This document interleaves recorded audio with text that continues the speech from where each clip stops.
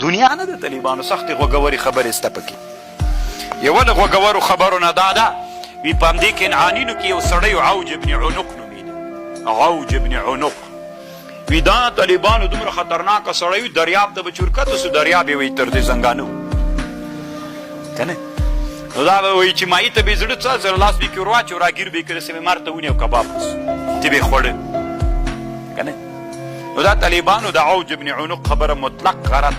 امام سیوطي یو کتاب جوړ کړی الاوج فی خبر العوج دروغ د طالبانو دا.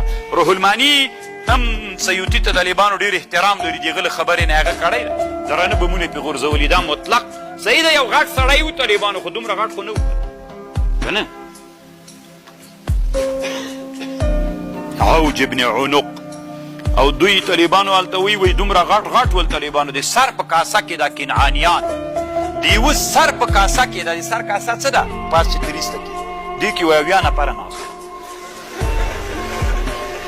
دا دروغ دي. طالبانو روح المانی رد کړي دي دا خبر خو پوهېږئ